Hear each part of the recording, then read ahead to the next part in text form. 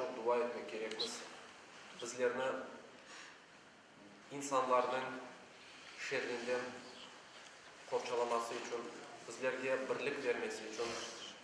bizim korantalarımızga da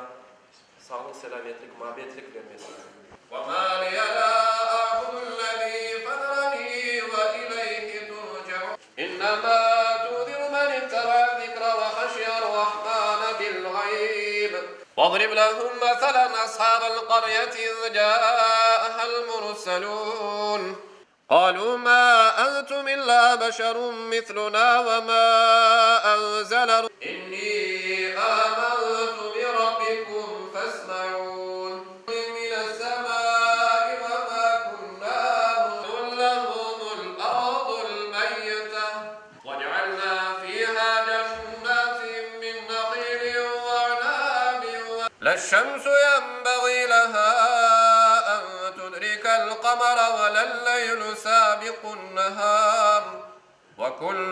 في فلك يسبحون الله